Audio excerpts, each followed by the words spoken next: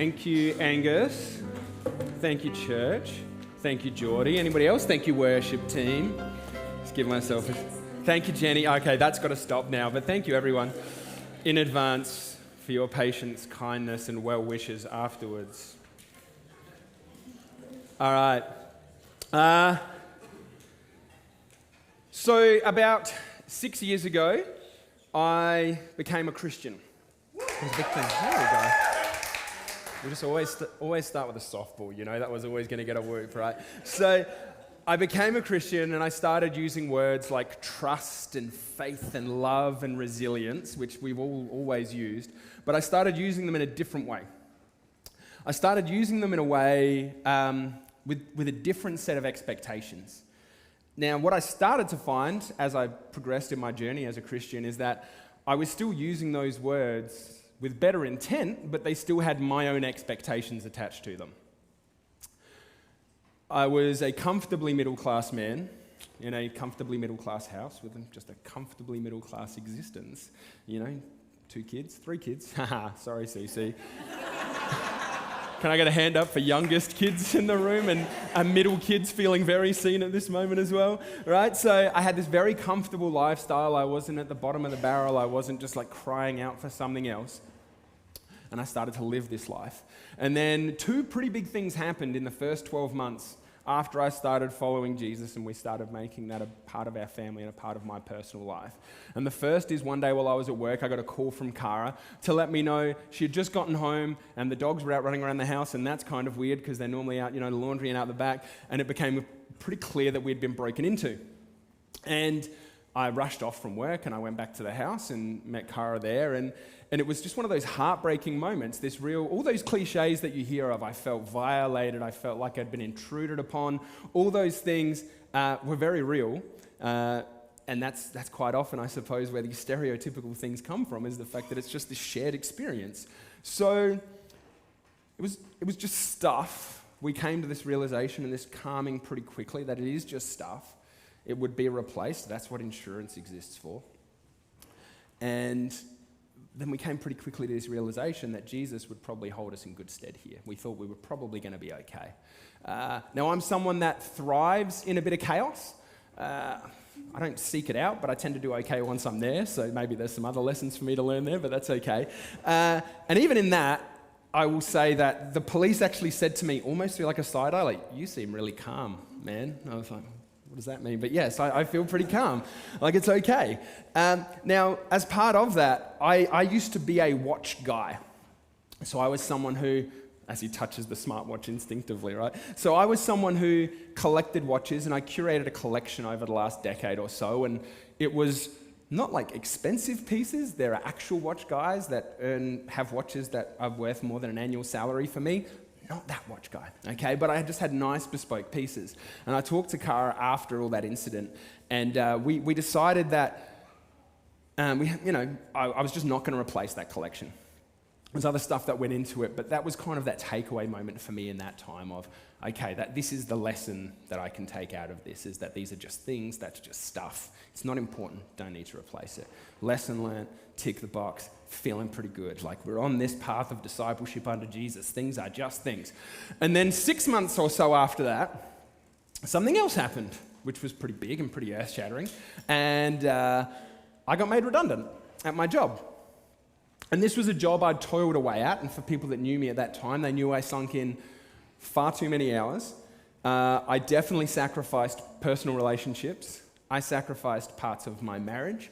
I sacrificed parts of the dad that I wanted to be and the friend I wanted to be because I wanted to toil away, right? I really wanted this to be my thing. And it did become my thing, and it became my identity. Whilst I was on a Sunday calling myself a follower of Jesus, Monday through Saturday and into evenings and all the other things with 100 emails of a night time and etc., I wasn't living that out. I was showing myself to be the guy that does all the hours at work. So that was it. It was gone in a moment. And this is a sermon that's titled Resilience. So, as you'd expect, I responded with an incredibly calm demeanor and a steely resolve, and I just tackled it head on. There's a few people chuckling, and one of them should be Mike. Because that's not what happened. I did make my way out of the office, steely-faced. I went down the back stairs. That's a tip if you ever get made redundant. Go down the back stairs, a little bit easier. All right? And I thought my pride's still intact. And then I called Mike and immediately started to just absolutely just weep. Now, I'm a crier anyway, but this was a little bit of a different cry. I cried pretty hard on that phone call, if I'm being honest. And Mike dropped everything and he said, "That's it, Coffee Baron in 10 minutes. I'll see you there." And that's what we did. But before that, with blotchy eyes and shaky hands, I sat in the ute that I knew I'd have to return to that job within the next 48 hours. And I did the only thing I could think to do. It was two things, really. I continued to cry. And I prayed. And I remember that prayer almost verbatim because in the moment, that's all I had. I didn't have depth. The fancy words weren't what I was interested in.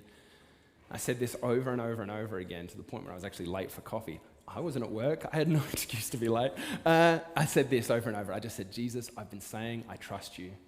Please help me to do so because right now I need it." That was it. And then I drove off. I had no way in that moment of knowing how all of this would turn out. But I was feeling a little bit more confident that Jesus would reveal himself in this. That despite my lack of confidence in this situation, somehow it was hopefully maybe going to be okay. Now, John Mark Comer is a name you've heard if you've been at Encounter for more than 45 seconds, but here we go again. He talks about this human ideal that we have that is our life should go into an up and the right trajectory. There's this falsehood that if we're polite and we study hard and we're nice to the right guy or girl and we work hard enough and we go to all the right meetings and we talk to all the right people and we laugh at the right jokes and we floss regularly and we read more than we watch Netflix and we do all those things that we think are markers that make us good people, that everything is just going to go in this progressive linear fashion. We're going to go up, which is growth, and to the right, which is progress. And he talks about it with a hint of sadness, I think. And I was living it with a point of pride. Now, the most important word in all of that spiel that I've just said is that that's a falsehood. Is because that's what it is, because life is just never, ever that simple. Because life tends to look a little bit more like this, if we're lucky.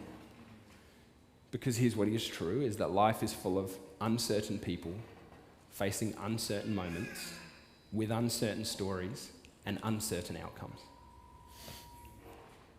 Resilience is something we all talk about as this incredible ideal for society.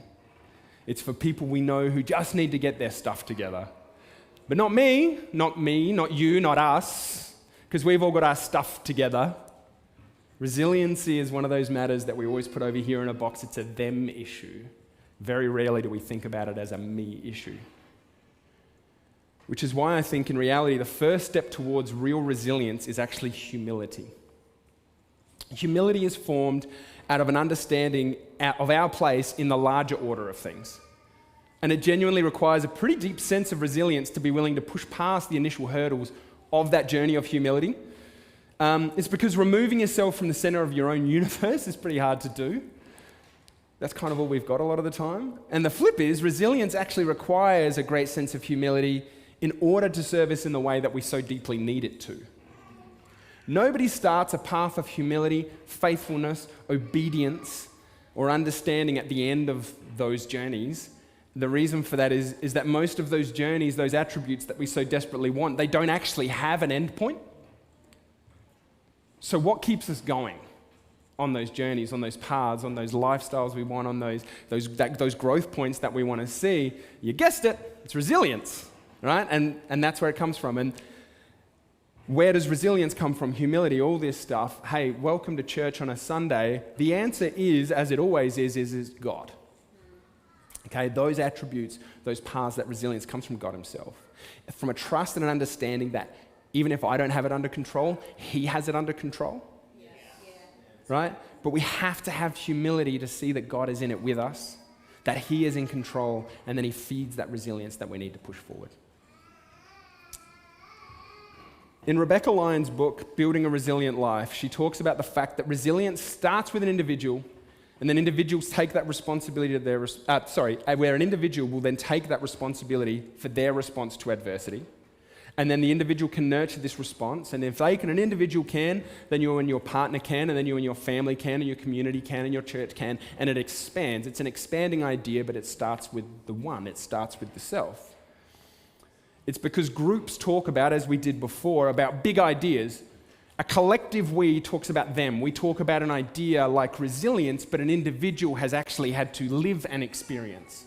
An individual has had to call on humility. An individual has had to rely on resilience. Individuals have stories of addiction, parental wounds that just don't feel like they'll ever hear, children that have been loved, children that have been lost, anxiety so crippling you've wondered if you were just broken beyond repair, and why God may have made you like that in the first place. In those moments, they're not concepts, those are realities. And it's our response to this reality and to this adversity, whether we choose acceptance, dare I say it, whether we actually choose to work hard to find some sense of peace or joy in these moments, that is where resilience is found. And as a Christian, that resilience, that willingness, that desire to fight another day, again, it's born out of Jesus. It's born out of a love and a confidence that can only come from him. We're going to work our way back to the teaching text now. It's the story of Joseph that really brings a lot of these ideas and these concepts together for me. Joseph was the son of Jacob, and he was, in truth, Jacob's favorite son. He even got a lovely coat to show for it. Right? He was kind of the original Nepo baby. He was part of Jesus' bloodline. He was born into a wealthy family, lots of brothers. This favoritism, though, it isn't hidden. And as a young man, he has two distinct visions. 17-year-old boy, we'll say, he has two distinct visions. In the first, he tells his brothers that he has had this vision that they one day will all bow down to him. Youngest brother. Any younger siblings in the house? I know I forgot about all of you before. I'm a younger sibling, don't stress. As you can imagine, that was received super duper poorly, because nobody wants to hear that, not ever. Okay, so then he has a second dream. And in the second dream, same vision, same idea. All of my brothers will bow down to me. And after the poor reaction of the first, he's obviously learned his lesson, and he slows it down a little bit and says, maybe I won't share this one, or maybe I'll do it at a good time. Absolutely not. He shares again. Right? This is horrible decision-making. Great dreams, horrible decision-making. Right? So jealousy and anger run rampant from his brothers, and they concoct the plan, and it's a pretty good one in their eyes. They're just going to kill him. They'll make it look like an accident, but he's got to go. Right? We are absolutely not bowing down to him. Now, at the last second, they audible to a plan where we won't kill him, one better. We'll just sell him into slavery. Then we can profit off this, and he still goes away. Cool story, right? Great idea. Let's go back to this idea from earlier of the up and to the right trajectory. He was his father's favorite, which feels like a pretty good uptick for him. He has these dreams of becoming a ruler, which, if you're him, must feel really good. And then he's sold into slavery. Downtick. Well, that's a downslide by anybody's measure. So he's sold into slavery, and he gets sold to Potiphar in Egypt. Potiphar is very powerful. He's the captain of Pharaoh's guards, and he takes a liking to Joseph. Not only does he take a liking to him, the Bible tells us that his master saw that the Lord was with him and gave him success in everything he did. And he names him the head of his house. Upward tick. Potiphar's wife also takes a liking to Joseph. Upwards tick. She takes that kind of liking to Joseph. Hold. She makes moves on him repeatedly, and he rejects her advances. Good guy, Joseph. Well done. Upwards tick. That's good decision making right there. Potiphar's wife tries again and again, and then one day she has a great plan. She clears the house. Joseph notices there's nobody around, finds the wife. She makes a pass at him. He flees from the house. She grabs his coat and then uses that as evidence that he has made a pass at her. Accuses him of that. It's a huge no-no. It's objectively untrue. And then Potiphar responds in great anger, as you would in this setting, and he jails him. Again, if we're playing the uptick, downward slide game, being jailed after being falsely accused of sexual assault feels like a pretty big downward slide, right? And this is where it really starts to get interesting. if we take stock, this is now two massive, life-changing events that have happened to Joseph. He was sold into slavery. At that point, his worst crime was maybe a little bit of just like, I don't know, not the best judge of how to emotionally raise some of these visions with his brothers, and a little bit of hubris. Like that was his biggest crime at that point. And then the second, I'll stop there again. So at that point, though, he does that, and his response is he works hard. He works hard under Potiphar. He becomes a trusted advisor, and he earns himself that great spot, that great position. And the second act that happens to him is he's wrongfully accused of this assault by someone much more powerful than he, and he's jailed. Now, how does he respond to this? Joseph now becomes the jail warden's right-hand man. This is just what Joseph does, man. He's just moving and shaking up and down, right? So what happens is, though, the warden just stops paying attention to what Joseph's doing. He's got so much trust in him at this point, and he just feels like he's proved himself to be such a man that God is obviously with, that he just leaves him to it. Now, if you're Joseph, how easy would it be to just sit and rot and feel sorry for yourself and just wallow in misery because you didn't do this, you didn't cause this, you didn't ask for this, and you're here anyway? And I think you'd be okay. You'd be understandable to say, the world is rigged against me. I've got no say. Even when I do the right things, look where I've ended up. But Joseph stays true, and he stays faithful, and he continues on his own journey. And again, why does the warden leave Joseph be? It's because, again, the Bible tells us that the Lord was with Joseph and gave him success in everything that he did. It doesn't say that he gifted him and put him on top of a mountain. It says he just gave him success in everything that he did when he was with him. Now, the first time we saw the Lord giving him success in everything he did, he was in a palace. And the second time we see him giving him success in everything that he's doing, he's in a jail cell.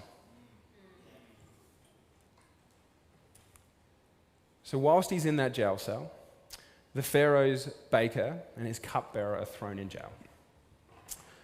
And now, after they've been in custody for some time, both men have visions on the same night. Both have dreams on the same night. And they're pretty disheartened the next day. And Joseph sees them, and he's a bit glum and kind of gives it the old, hey, how you going, guys? What's up? You look a bit down in the dumps, right? And they say, we heard these dreams. And he says, well, dreams belong to God, not man. But share them with me. And these dreams are now interpreted by Joseph. He's had his own dreams he's interpreted. He's now had these dreams that he's interpreting. And there's pretty good news, kinda. Both men will be released in 3 days. That feels pretty good to say. However, the baker will be killed by Pharaoh. Sorry. The cupbearer, however, will survive and go on to serve the Pharaoh again, as he once did. And all Joseph asks, he's given these visions, he's been wrongfully imprisoned again, and all he says to the cupbearer is, when all goes well with you. Not if, by the way. When all goes well with you, this is the faith that he has in these visions from God.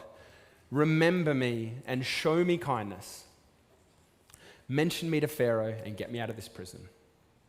Seems like a pretty fair request to make of somebody you might have earned some good favor with. So again, they do get out. These dreams are fulfilled. The baker is killed. Sorry, we'll move on from him now. The cupbearer goes on to serve Pharaoh once more. And of course, does exactly what he said he would do. No, he doesn't. He immediately forgets about Joseph. Now, that's not necessarily another downward slide for Joseph, but at best, this is just like a pretty low plateau that he's just sitting on now. Now, I don't want to step over this, but it's 3 little words, but it kind of means a lot in the concept of the story, which is 2 years later. 2 years later, the Pharaoh has a series of dreams he just cannot understand. He sent for all the wise men in Egypt for their interpretation. None of them could do it. And it's in this moment that the cupbearer remembers Joseph. He doesn't even remember him by name, by the way. That's how long it's been. It's 2 years on. He simply remembers him as the young Hebrew who accurately interpreted my dream. This is 2 years on. So Pharaoh sends for Joseph. Pharaoh says to Joseph, I hear you are a man who can interpret dreams. Now, Joseph has been in prison many years at this point. It has been those 2 years since the cupbearer and the baker had been released in prison, let alone when he got there. Now, he could take this time to claim some false valor, to attempt to seek Pharaoh's favor. Like, at this point, would you not be willing to do just about anything to get out of prison? If you thought you could make yourself look this little bit better, you'd likely do it, right? Try to reclaim a life that he's lost, not out of his own doing, by the way, out of somebody else's abuse of power and abuse of a poor moment. And what does Joseph do? What does he say? And that brings us back to today's teaching text. He says, I cannot do it. But God will give Pharaoh the answer he desires.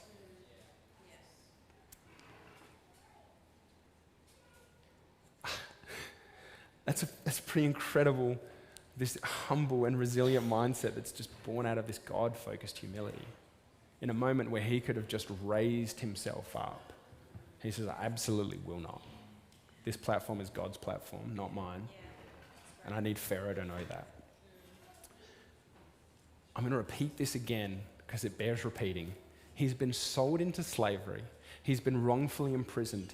He's been abandoned by many, helped, and left prison before him. He has every reason in the world to turn away from God. This wasn't his plan.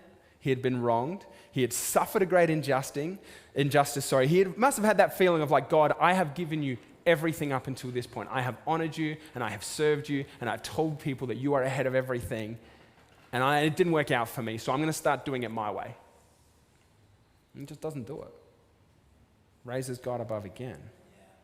He says, all glory be to God, even in that moment. Now that is how someone with a resilient faith responds. I don't see the plan, God. I do not understand it on any level, but I'm handing it to you anyway. Trusting that you will make all things good. Because you've done it before, and I'm believing that you'll do it again. And Joseph proceeds to then interpret Pharaoh's dreams. 7 years of good harvest, and abundance, which must have felt good to say that part of the vision, right? And followed by 7 years of famine. Pharaoh's going to need to prepare. He's going to need to store grain. He's going to need to place a wise and discerning man in charge. Sorry, excuse me. Because the country will be destroyed by famine. He needs someone who is able and capable of running this. And Pharaoh agrees with him and says, you do it.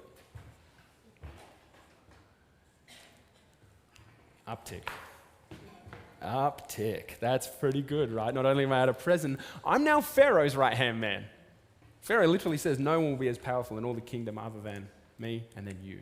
That's it. You're number 2. That's pretty impressive. Now from here, I know a lot of you know the story of Joseph, and you're probably starting to go, we are not that far in text. The story's pretty long and winding, right? I'll paraphrase some bits where we need to. Joseph's prophecy, it comes true. 7 years of abundance, 7 years of famine. His brothers, the one who sold him into slavery, they have now had to go to the one place in the land they knew there was food. They've had to come to Egypt. And the man who is responsible for deciding who gets food, who pays for food, where it comes from, where it goes, again, it's Joseph. So they come to Egypt, and they are desperate, and they get their meeting with Joseph. And they have their audience, and they don't even recognize him.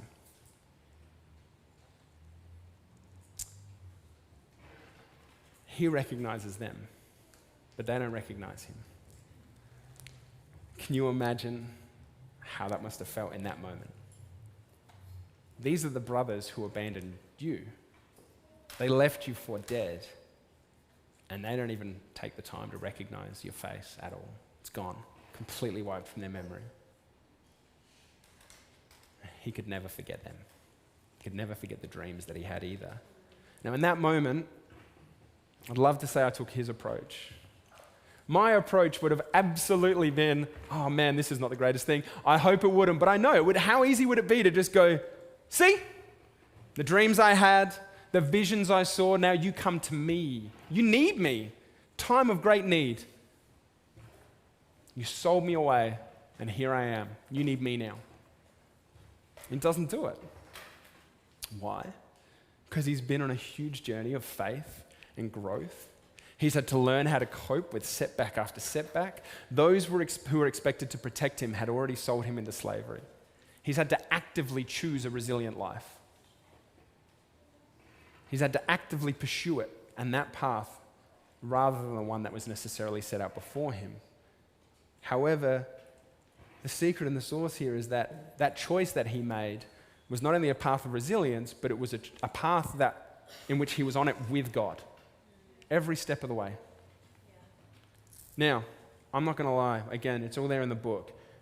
The brothers cop a little bit of grief. Right? Like, it's not completely smooth sailing. There's a bit more in this story that is probably not completely necessary, right?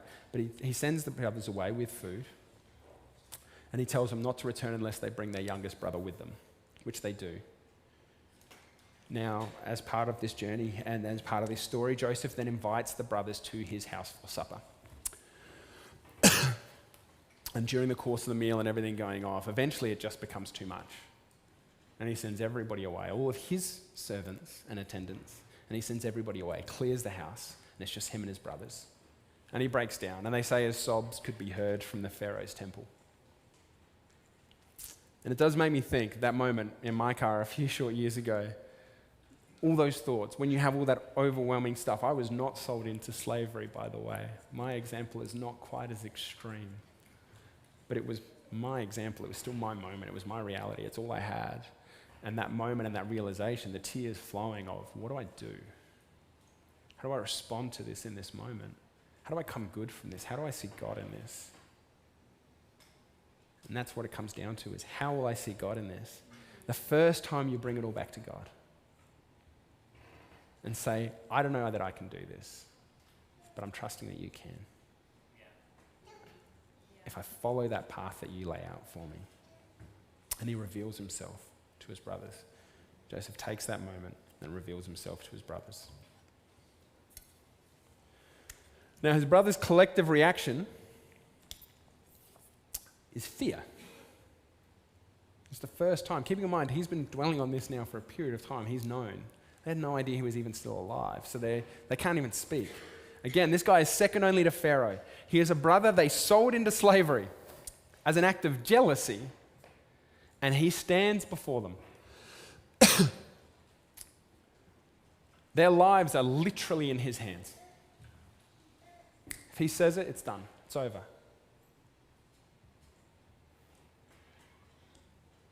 And how does Joseph respond? As he pulls them in close. Again, I know I'm telling on myself here, but put yourself in these shoes. How would you respond? You're face to face with the people that have hurt you the most. They started a trajectory for your life. They did, which led to pain and hurt. Would you have that humility and grace to do what Joseph does? I pray to God that I would. Brings to mind for me this beautiful passage from Romans as a bit of a intersect into the next section of this story, which is what you meant for evil, God meant for good. Because this simple passage highlights humility mostly, submission, I'll admit that. But as we've covered before, that humility resiliency loop is really the backbone of all of this. Each serves the other in equal measures. You need both. So follow with me from that into this next passage. As Joseph says to his brothers, come close to me. I am your brother Joseph, the one you sold into Egypt. And now do not be distressed and do not be angry with yourselves. In this moment, he's consoling them. He's making them feel better. Do not be angry with yourselves for selling me here, because it was to save lives that God sent me ahead of you.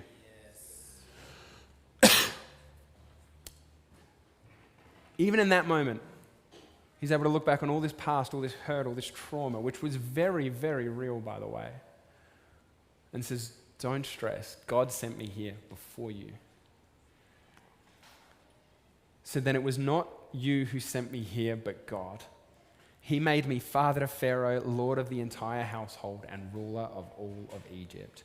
Again, God took something evil and he made it good. Yeah. Do not fear, my brothers, he says. Paraphrasing now. We didn't see it in that moment. You couldn't have known in that moment, but God did. That was the trajectory that had to happen to get us here today. That trajectory, that path, literally saved the people of Egypt.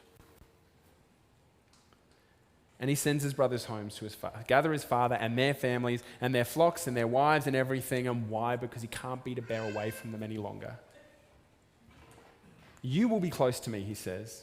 And then he kisses all of his brothers and he weeps over them. We did some work with numbers before, and I'll do another one. 22 years. 22 long years from being sold into slavery to seeing his brothers again.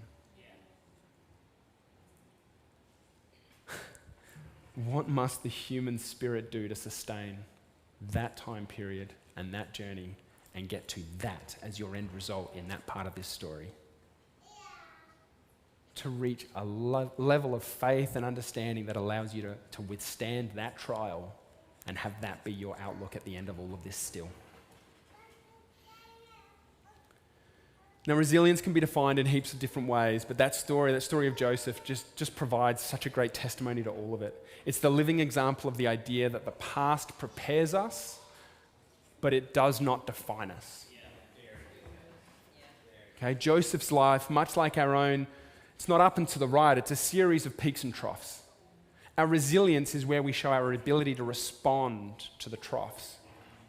There's no straight line for any of us, despite our desires, despite our expectations, despite our own decisions.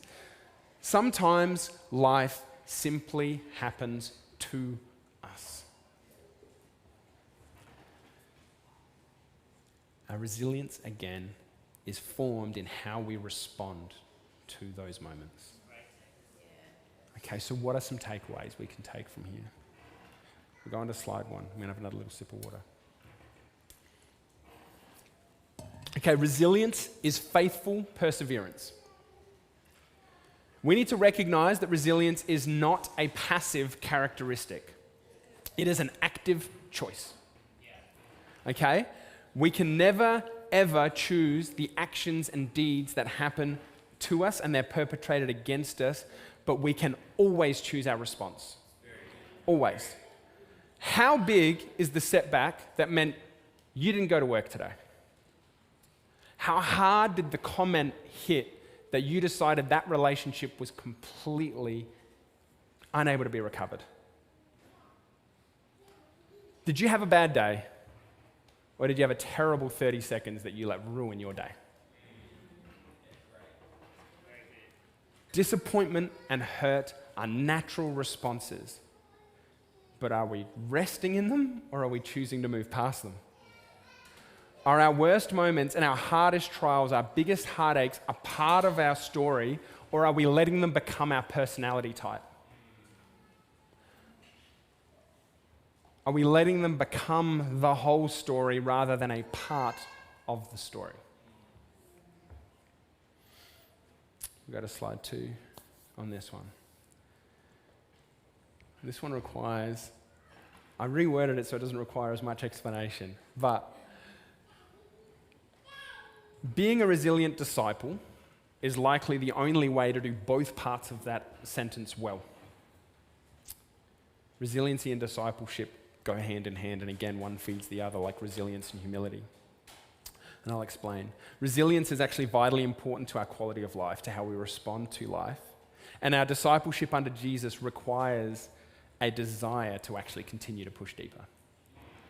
Okay, to continue taking on challenges and to push through to the other side. Because the Bible, let's take it on a real basic level, the Bible isn't something you read once from cover to cover, discover the butler did it at the end, and then you just roll over and go to sleep. Right? It is a book that is the Word of God. And it wants to speak to you over and over and over again. The passage you read today should not necessarily read and feel the same when you read it in 20 years' time. Right? You are going to read it 20 times over 20 years and it's going to do different things and it's going to challenge you. Okay? I won't go into it, that's not this sermon, but I can tell you, and I'd love to talk to you about it, there have been areas of my own life that I was completely unwilling to let go or look past the first time I read those passages, the first time I read some of these certain parts, and there were bits that I actively rebelled against and said, yeah, I love all the love stuff, I love all the Jesus stuff, the empowerment stuff, but the bits where you want me to change who I am, I say no. Again, there's hundreds of those stories in this room, I promise you.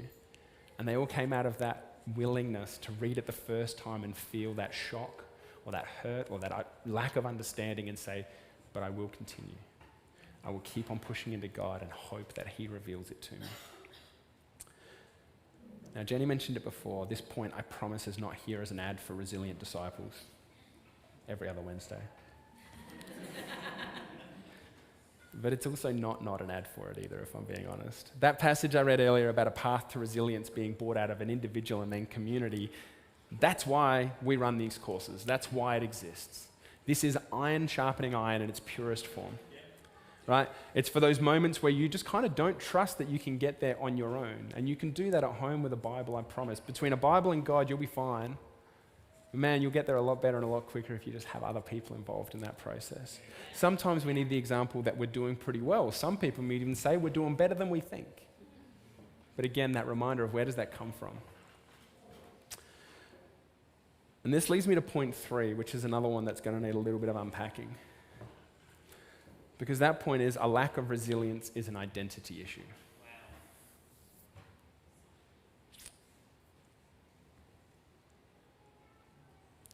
If that one hits hard, I'll be honest, it's because it's meant to.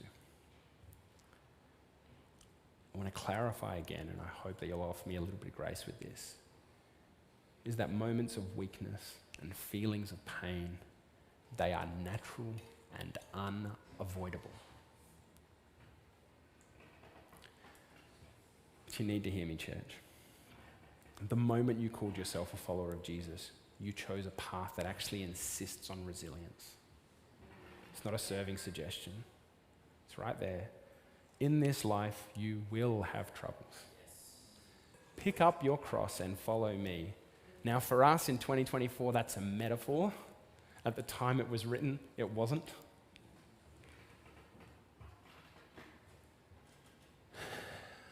Joseph never allowed his identity to be slave, prisoner, forgotten brother, forgotten son. The only identity through all of that he came back to time and time and time again was that he was one who submitted to God. That was his consistent. Now that truth, that knowledge, that first priority to love the Lord our God with our mind, our body, and our soul, I think that's important to not forget. Because I think what we tend to believe is that resilience is born out of trying harder. And if I've given that impression, I apologize. Because I think where resilience is actually born out of is holding on tighter. To God, to his promises. Because when we're at the end of our rope, when you're at your absolute worst, when we're at our most hurt, and when the top of the pit that we're sitting in looks absolutely impossibly high, when you're in the positions where resilience is needed most, truly, what other option do we have? In this room, insert joke about how text can't see very well, right? But in this room, as I look around it from this position, I can see people, and we have journeyed through what looks like absolutely the darkest of days. Some of those days have brought with them a cloud that is still casting a shadow today. And it will evermore. Now, if you're still here, that means I've also seen you hold that rope so tightly. I've seen your fingers turn white and your hands start to shake. And thank you for showing us all what that looks like, what trusting Jesus looks like, especially when you weren't sure that you still trusted him yourself. The fact that you're still here is a testament to that.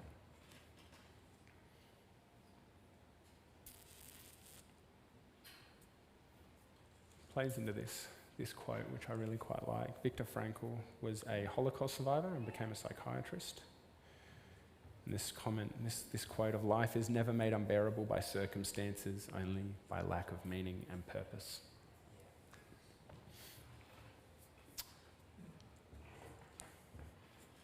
What a pro.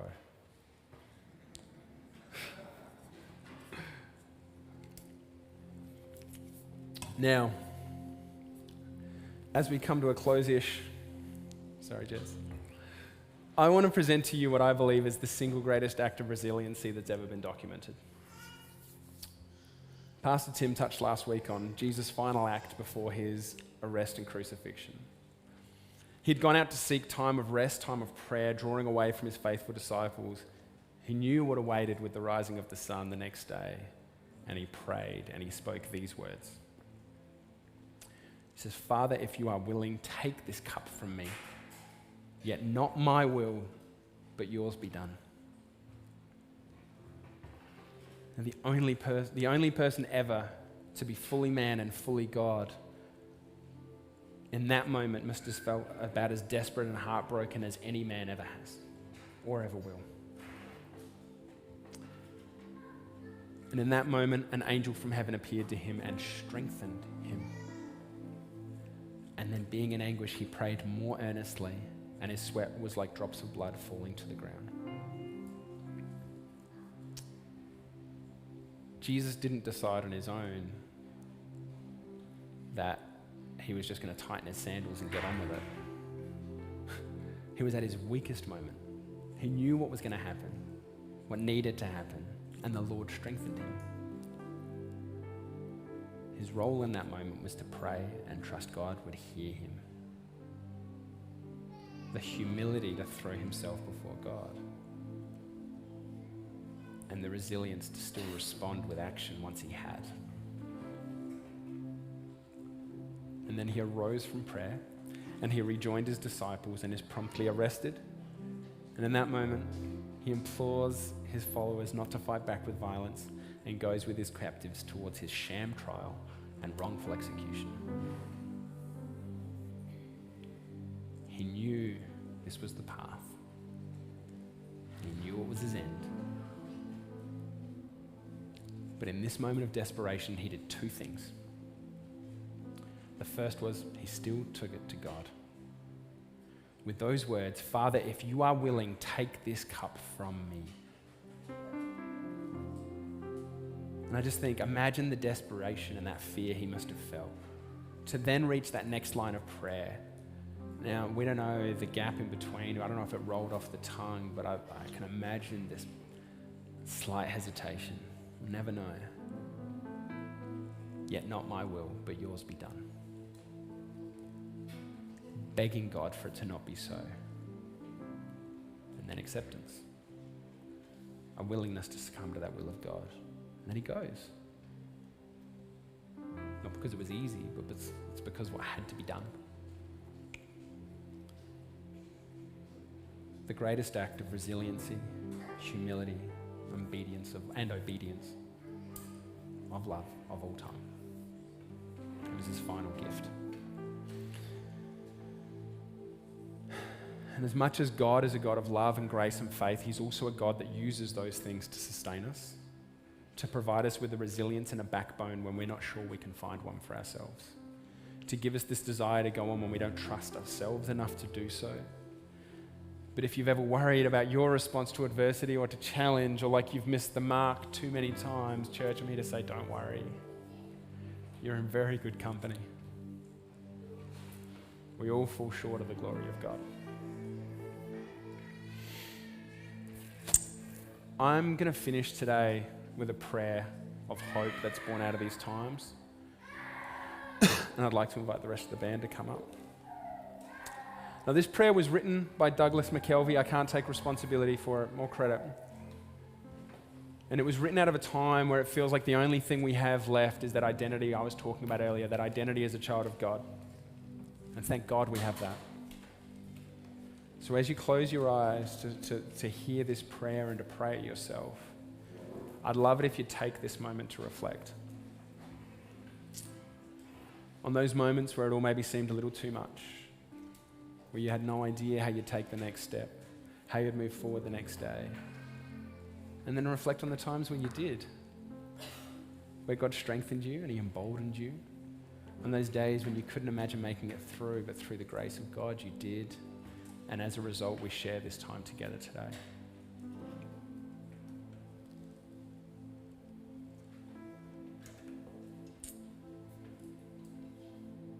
When this prayer is finished and the band begin to play, we're going to offer a time of ministry and prayer.